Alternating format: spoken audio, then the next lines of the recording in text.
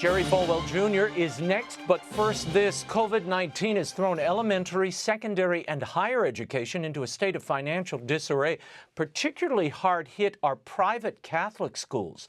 According to the National Catholic Education Association, at least 100 schools across the country are not expected to reopen in the fall. Reasons for the closings: families who have lost jobs are unenrolling their children for fear that they won't be able to afford the tuition.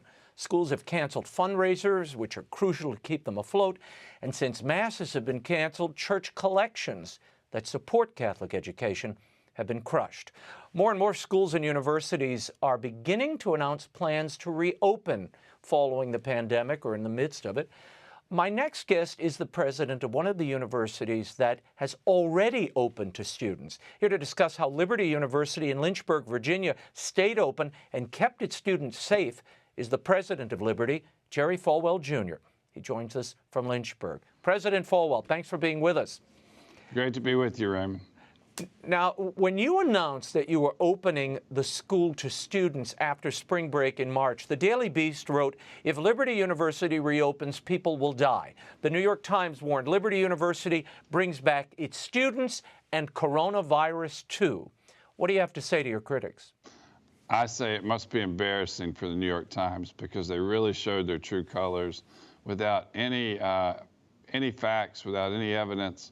They came here, disobeyed no trespassing signs, came on campus, took pictures, published the pictures, talked to a doctor across town who had seen a few students who had had upper respiratory, which is not COVID, colds, allergies, and refused to talk to our campus doctor, even though the doctor across town said, yes, talk to their on-campus doctor.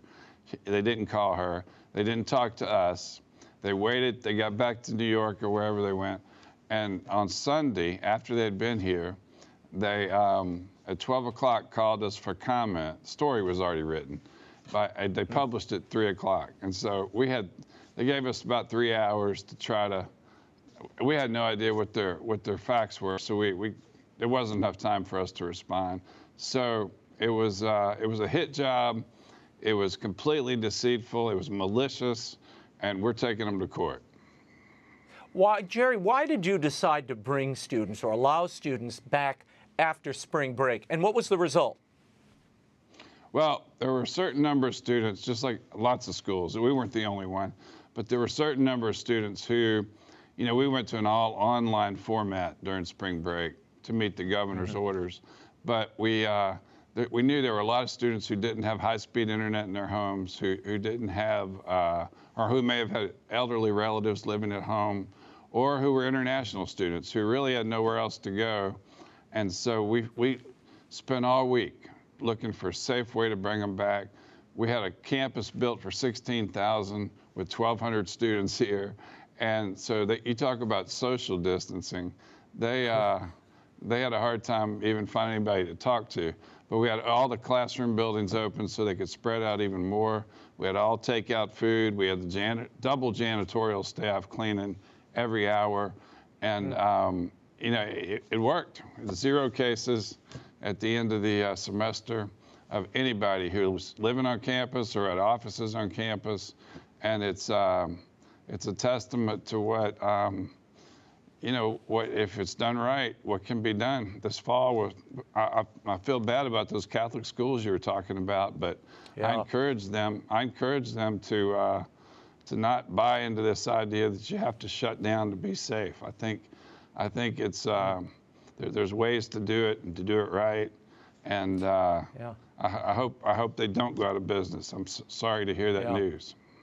Yeah, well, there are also studies that show that the children contacting it don't pass it on. They're not the super spreaders that initially were feared.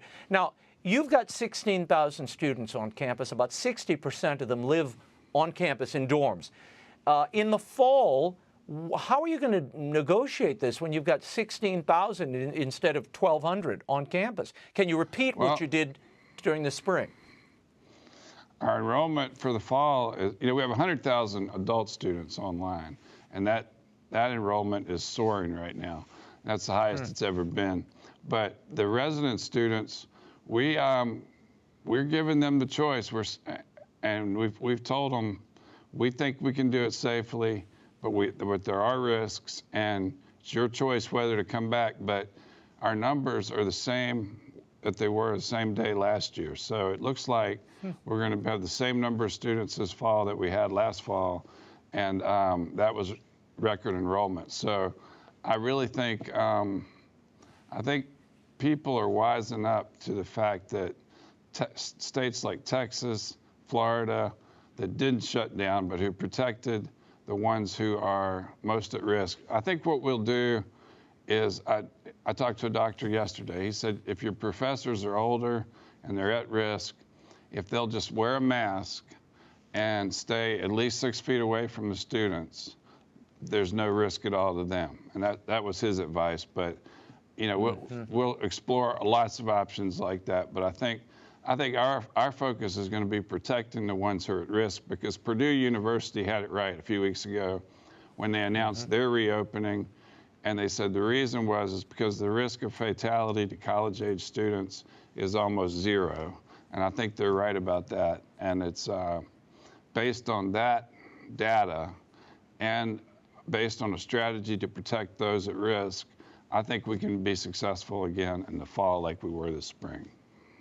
Now, will your students be tested for the virus before returning to classes in the fall on campus?